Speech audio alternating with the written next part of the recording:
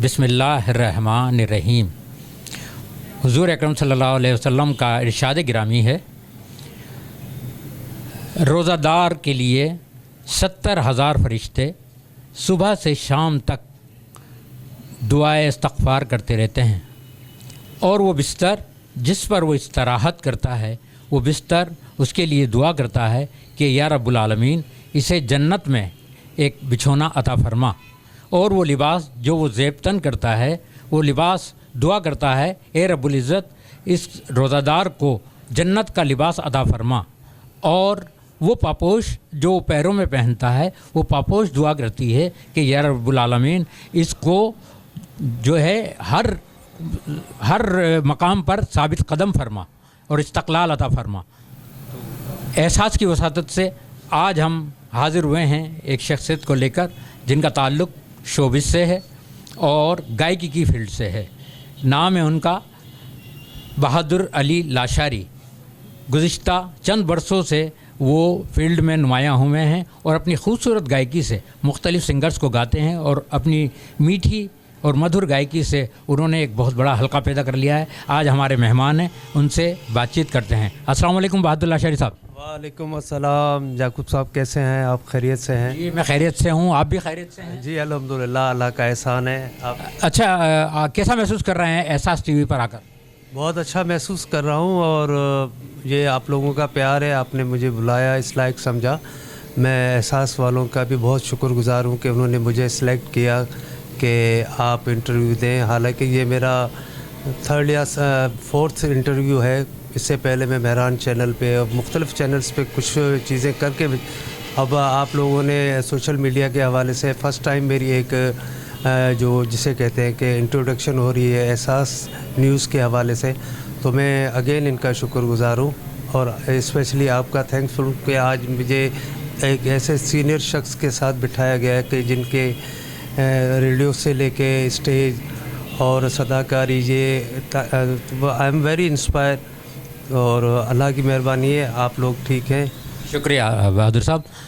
मैं आपसे ये पहला सवाल, एक चूँकि हम माह रमज़ान, माह सियाम के तनाजुर में ये प्रोग्राम कर रहे हैं, तो मेरा पहला सवाल यही है कि आपने पहला रोज़ा, अपनी ज़िंदगी का पहला रोज़ा जो रखा, उससे मुताल्लिक़, उससे जुड़ी कुछ यादें शेयर कीजिए। हाँ अल्हम्दुलिल्लाह, first of all we are Muslims, और हमारे लिए रोज़ा, नमाज और ये सारी चीज़ें फ़र्ज़ हैं। अल्लाह ताला के एक एहसानात हैं कि हमें एक मुसलमान घराने में पैदा किया। यकीनन रमज़ान के हवाले से रोज़े की दिलचस्पी का मैं आपको थोड़ा ये बताते चलूँ कि मैं मेरे ख़्याल में 9 या 10 साल की उम्र में था, तो दस्तरखान पे मेरे बड़े वगैरह सब बैठते थे, तो हम छोटे होते थे तो अब्बा डांटा करते थे कि भाई जो दस्तरखान पे बैठेगा, जिसका रोज़ा होगा, रोज़े के बाद जो बचेगा वो बेरोज़ाते जो है वो उसको इस्तेमाल करेंगे। तो मुझे भी जुस्तजू हुई कि मैंने कहा नहीं, मैं भी रोज़ा रखूँगा। तो मतलब आप चाहते थे कि मैं भी घर के मुअज़्ज़िज़ीन में शुमार हूँ? बिल्कुल ऐसा ही था। एक लगन और जज्बा होता है, क्योंकि ये त्यौहार ऐसे होते हैं कि साल में एक बार हमें नसीब होते हैं, और फिर ये तो हमारा जो है फरीज़ा भी है। बिल्कुल फरीज़ा भी है, साथ साथ में ये कि बचपने का दौर था और बचपने की जो ज़िद होती है वो अक्सर पूरी भी हो जाती है। तो मैंने ज़िद कर ली कि नहीं, मुझे रोज़ा रखना है, तो मैंने रोज़ा रखा। और उस रोज़े का ये था कि मैं रखने के बाद तो स्कूल भी गया। स्कूल के आने के बाद मेरी हालत भी, तबीयत मज़ेदार नहीं रही, और फिर मेरी बड़ी बहन ने मुझे जो है ना कमरे में बंद कर दिया, पंखा वगैरह चला दिया। एसी के उस टाइम हमारे घर में नहीं होता था, तो हम पंखे और खिड़कियाँ खोल के, तो वो सिलसिला चला। और फिर मैंने वो इफ्तारी की।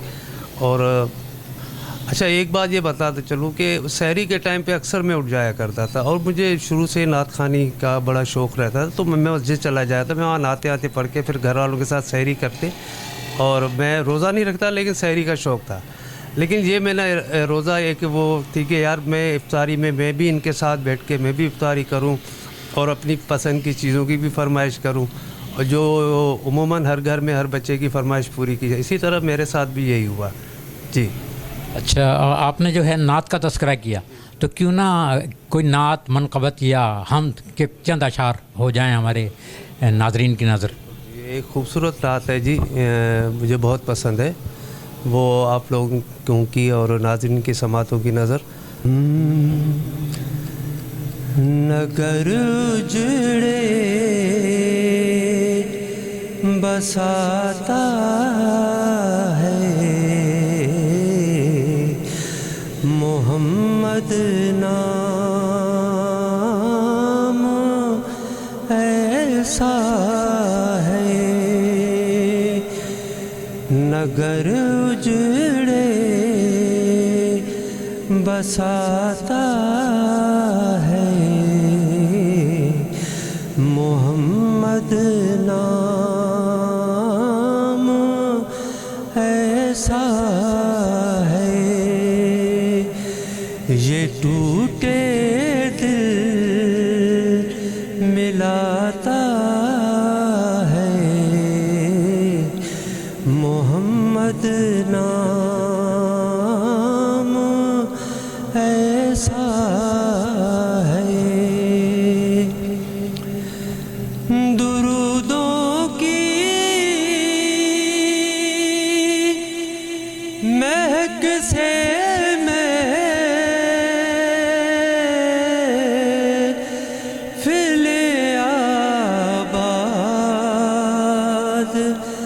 रहती हैं। दुरूदों की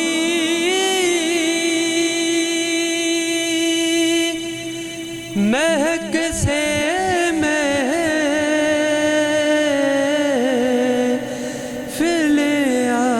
आबाद रहती हैं। ये टूटे मिलाता है मोहम्मद नाम ऐसा है।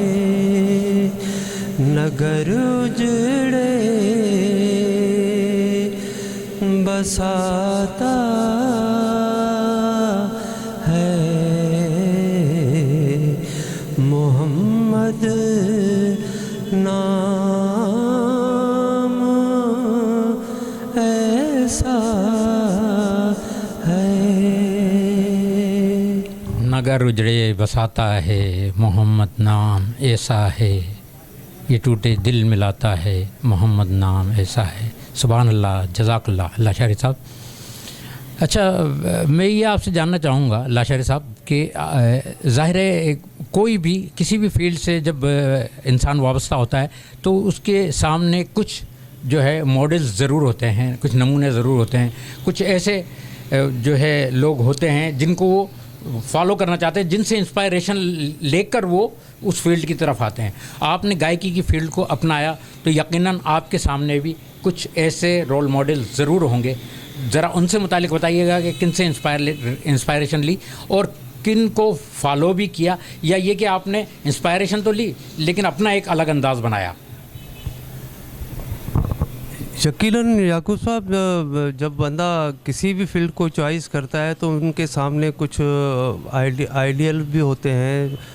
तो ये म्यूज़िक का शौक़ तो यूँ समझें कि मुझे स्कूल में जब मैं हाई स्कूल की तरफ आया तो वहाँ पे उमूमन प्रोग्राम होते रहते थे, स्पेशली नेशनल सॉन्ग्स के हवाले से 14 अगस्त या 23 मार्च इस तरह के जो इवेंट्स होते थे। तो एक दिन मैं ऐसे ही क्लास में बैठ के गुनगुना रहा था तो मेरे टीचर वहाँ से गुज़रे और वो रुक गए। तो मैं उनको देख के और थोड़ा डर महसूस किया कि वो शायद अब डांट पड़ने वाली है कि मैं ड्यूरिंग पढ़ाई के दौरान मैं गाने की कोशिश कर रहा हूँ और मुझे नहीं पता मैं कैसा गा रहा था। बहरहाल वो रुके और वो आए मेरे करीब, तो मैं ऐसे खौफ से जो है ना मैं थोड़ा नर्वस हो रहा था कि मुझे अब शायद डांट कुछ ना कुछ सज़ा मिलने वाली। तो उन्होंने कहा कि बेटा आप को ये शौक़ है क्या? तो मैंने डर डर के कहा, मैंने कहा जी जी थोड़ा बहुत है।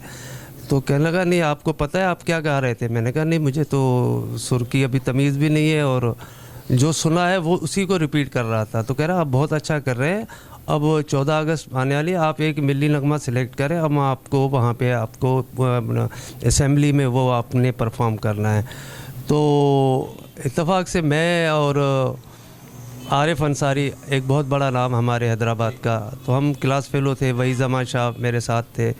तो हम तीनों एक ही मतलब छठी से लेके मैट्रिक हम लोगों ने गवर्नमेंट हाई स्कूल गोल बिल्डिंग के पास है, वहाँ से हमने किया। फिर वो आरिफ भाई भी म्यूज़िक से शौक़ रखते थे, तो फिर हम एक वो गठजोड़ हो गई, तो वहाँ से मेरा स्टार्ट हुआ।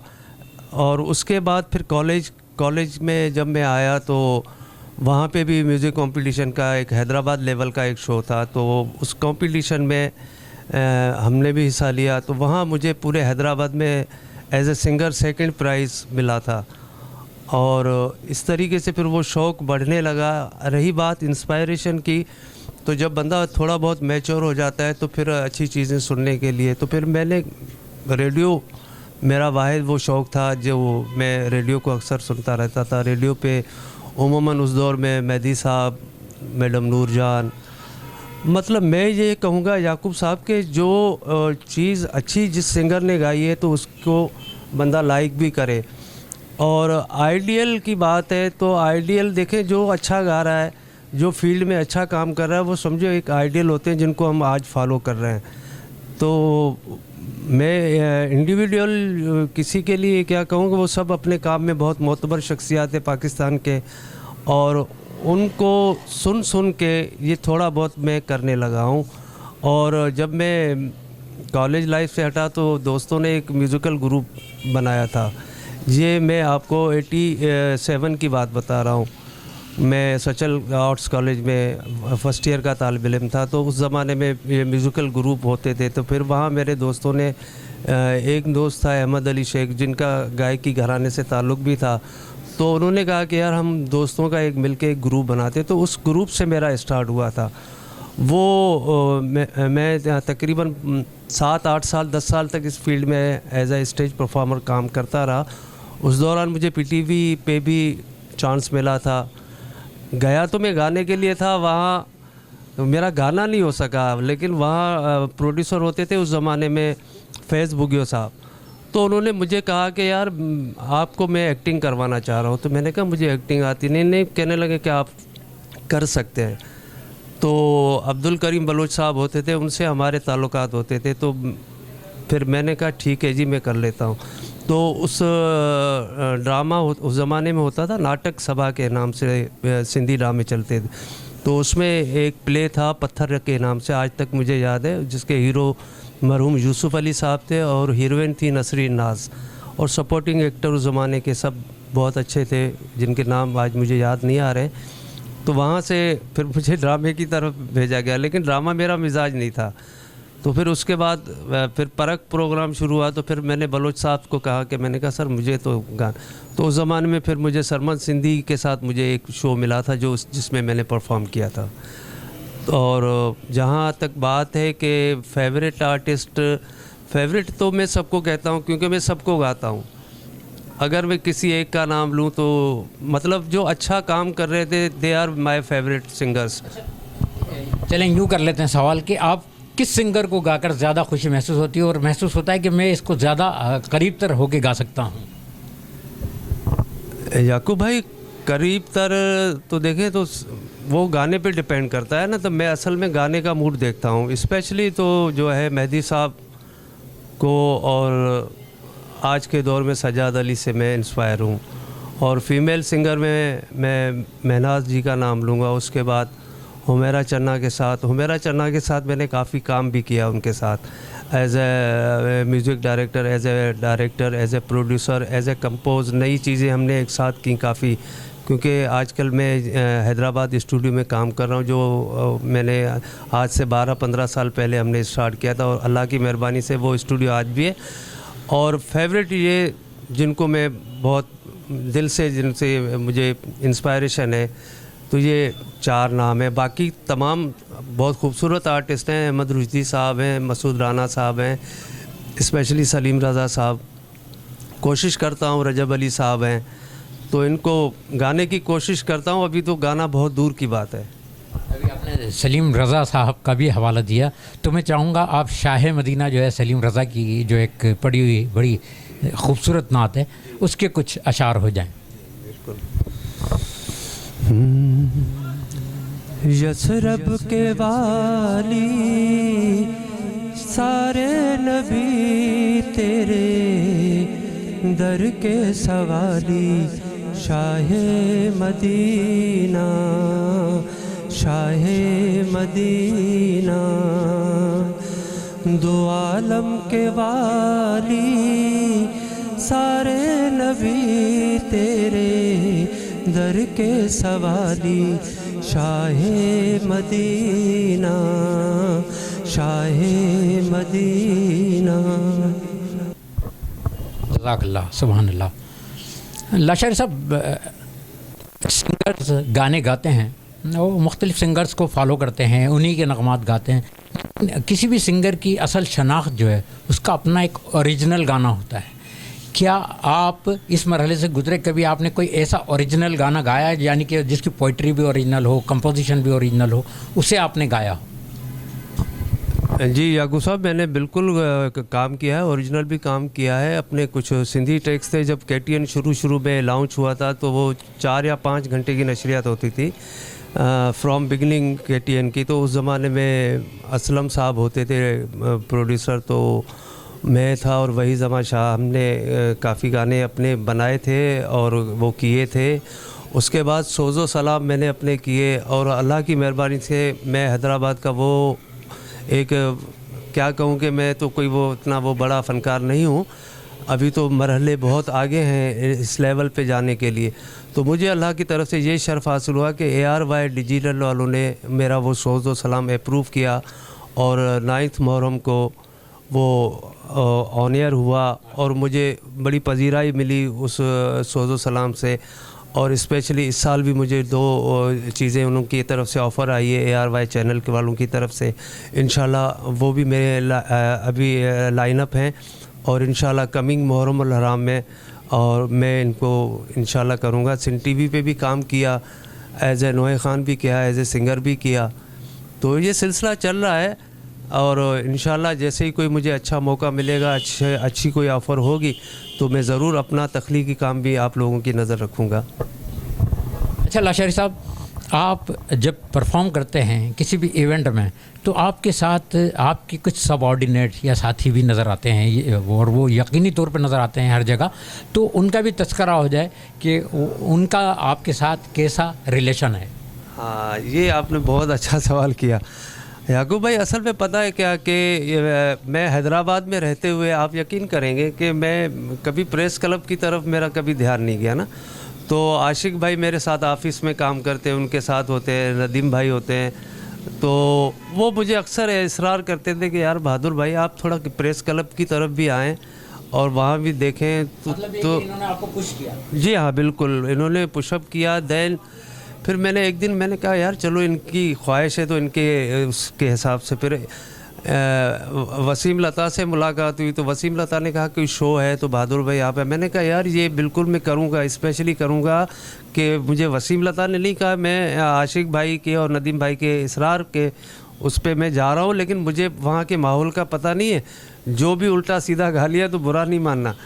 तो इस तरीके से मेरी शुरुआत अगर प्रेस क्लब के हवाले से हो है तो इन 2 शख्सियत की वजह से मैं प्रेस क्लब पे आया, परफॉर्म किया, और वहाँ परफॉर्म करने के बाद जो मुझे फीडबैक जो भी मुझे मिला तो वो मेरी सोच से ज़्यादा था कि लोगों ने मुझे पहली दफ़ा ही इतना प्यार दिया, तो फिर मेरी हिम्मत भी बढ़ी। और स्पेशली याकूब साहब एक बात मैं बताऊँ कि मैंने जब वहाँ काम शुरू किया तो वहाँ जो लोग सुनने आते थे, ख़ास तौर पे वो शाम के थके हारे मज़दूर टाइप और काम वाले, और मतलब जो जहनी सुकून के लिए शाम को उनको पता था कि यार यहाँ एंटरटेन है। तो जब मैंने उनकी तरफ से अपने लिए इतना हौसला देखा, इतना मतलब उनकी एप्रिसिएशन देखी, तो मैंने कहा कि नहीं यार मैं इस प्लेटफॉर्म को अब नहीं छोड़ूंगा, क्योंकि मुझे इन लोगों के चेहरे पे जब मुस्कुराहट आती है, खुशी आती है, जब मैं परफॉर्म करके उतरता हूँ तो मुझे बहुत प्यार इनकी तरफ से मिलता है।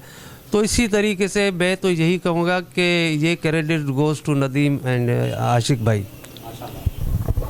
अच्छा लाशारी साहब, ये बताइएगा कि इस वक्त हमारे जिस तरह पाकिस्तानी सिनेमा के ताल्लुक़ से जो बहुत बड़े बड़े मूसीकार गुज़रे हैं, आपने जो है आप समझते हैं कि जिनका काम बहुत ही अच्छा है मौसीकी के हवाले से, उनका कुछ जिक्र हो जाए? जी बिल्कुल। हाँ याकूब भाई, अल्हम्दुलिल्लाह पाकिस्तान के वो म्यूज़िक डायरेक्टर हैं जिन्होंने इतना, जो ये मेरी रिसर्च है, मेरी ऑब्जर्वेशन है कि मैंने जब उनके हवाले से काम देखा, उनको पढ़ा, क्योंकि एक तो पढ़ाई का ज़रिया ये होता था कि फ़िल्मी रिसालों से मेरी दिलचस्पी कुछ ज़्यादा ही थी बचपने से, तो पैसे जमा करके मैं निगार अखबार लिया करता था, उसमें ये चीज़ें मैं देखता रहता था। तो मौसीकार तो हमारे अल्हम्दुलिल्लाह पाकिस्तान के सभी तमाम कमाल के हैं। बेसिकली जो मुझे जिनसे इंस्पायरेशन है, स्पेशली उसमें 3-4 नाम ऐसे हैं जो मैं चाहता हूं कि उनका नाम लिया जाए, ज़िक्र भी किया जाए। उनमें सरे फहरिस्त निसार बज़मी साहब हैं। उसके बाद जो सबसे मतलब एक मॉडर्नाइज और जिसे कहते हैं कि हमारे पाकिस्तान के आर डी बर्मन कहें तो भी हम तो आर डी बर्मन के हिसाब से भी हम वो शख्सियत ऐसी हैं कि वो उनका काम आर डी बर्मन से भी कहीं कहीं बहुत अच्छा है। तो वो थे रॉबिन गोश साहब और मास्टर इनायत हुसैन साहब, तो and Nashad sahab, they are my favourite music director. आपने जिन मूसीकारों का जिक्र किया, बहुत लेजेंड मूसीकार, ओरिजिनल काम करने वाले, और बड़ा कंट्रीब्यूशन है पाकिस्तानी सिनेमा की तरक्की में उनका। और लेकिन लाशारी साहब, फिर मैं अपनी हैदराबाद की फील्ड की तरफ आऊँगा कि आपके जो गायक सिंगर हैं उन पर की तरफ बात कीजिएगा कि उनमें से आप किन को महसूस करते हैं कि वो अच्छा गा रहे हैं? याकूब भाई, नो डाउट हैदराबाद एक ज़रखेज़ डिस्ट्रिक्ट है और इस हैदराबाद ने इतने बड़े बड़े नाम दिए हैं हमारी इंडस्ट्री को, पाकिस्तान क्या पूरी एशिया में। आज भी हमारे हैदराबाद के जो सितारे हैं वो जगमगा रहे हैं। लेकिन यहाँ जो भी काम हो रहा है बहुत अच्छा हो रहा है, बहुत अच्छा, सब अच्छा कर रहे हैं काम। लेकिन मैं चंद हैं जो स्पेशली चंद ऐसे हैं जिनसे मैंने इंस्पायरेशन ली है, उनसे बल्कि उनसे सीखा भी है। उनमें सरे फहरिस्त से एक नाम है वही जमाशा, जो हमारे हैदराबाद के बहुत टैलेंटेड आर्टिस्ट हैं और उनको ये भी शर्फ है कि महनाज के साथ भी उन्होंने काम किया, हुमैरा चन्ना के साथ काम किया। बहुत अच्छे और सुरीले आर्टिस्ट हैं। उसके बाद बहुत सारे हैं जैसे आरिफ अंसारी हुए, बहुत अच्छे टैलेंटेड आर्टिस्ट हैं। और आजकल जो चल रहे हैं उनमें दो नाम इतने खूबसूरत हैं जो मुझे ज़ाती तौर पे अच्छे भी लगते हैं। जब उनको मैंने प्रेस क्लब में सुना तो मैंने कहा यार नहीं, इनमें टैलेंट है और ये अच्छा गा रहे हैं। तो उनमें सरे फहरिस्त सोहेल जावेद हैं जो मुझे बहुत अच्छे भी लगते हैं, क्योंकि उनकी एक टोन, डिफरेंट टोन है और उनका स्टाइल और उनकी ख़ास तौर पे स्टेज परफॉर्मर, सिंगर जब परफॉर्मर और गायक की दोनों एक साथ होती हैं तो सोने पे सुहागा। No doubt one and only Sohail Javed. उसके बाद बहुत सारे अच्छे हैं, तनवीर सिद्दीकी भी अच्छा काम कर रहे हैं और इसके अलावा भी काफ़ी दोस्त हैं। एक मेरे पुराने दोस्त हैं, अल्लाह उनको गरी के रहमत करे, नदीम नूर, तो मैं उनका भी नाम लेना चाहूँगा क्योंकि वो भी बहुत अच्छे हैदराबाद के आर्टिस्ट थे। बाकी भी सब अच्छे हैं और अपनी अपनी जगह पे अच्छा काम कर रहे हैं।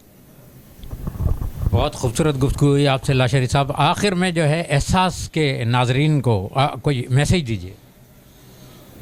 जी, मैं तमाम देखने वालों को मेरी तरफ से ये मैसेज है कि अदब और एहतराम और उसके साथ एजुकेशन, और ये चीज़ें उस इंसान में नहीं है तो वो इंसान अधूरा है। मेरे यहाँ तो ये भी है कि हर किसी से मिलें प्यार से, आजिज़ी से, और सबका दिल रखने की कोशिश करें। कोई चीज़ें ऐसी होती हैं कि हमें वक्तन बुरी लगती हैं लेकिन हम उनको उस टाइम बुरा नहीं कहें, क्योंकि हो सकता है कि उसने किस अंदाज से कह दिया हो और आप जज्बाती हो रहे। तो फ़र्क होना चाहिए। अदब बहुत ज़रूरी है, एहतराम ज़रूरी है, क्योंकि ये फील्ड ऐसी है कि याकूब भाई इस फील्ड में अदब और एहतराम नहीं है ना तो फिर वो आर्टिस्ट बेकार है, वो आर्टिस्ट नहीं है। फिर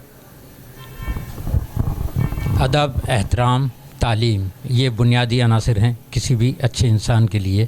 ये लाशारी साहब के ख़यालात हैं। आज लाशारी साहब से हमने गुफ्तगू की, उनके हालात ज़िंदगी, उनके तजर्बात, उनके महसूसात सब हमने एहसास के नाज़रीन को इस इंटरव्यू की सूरत में शेयर किए।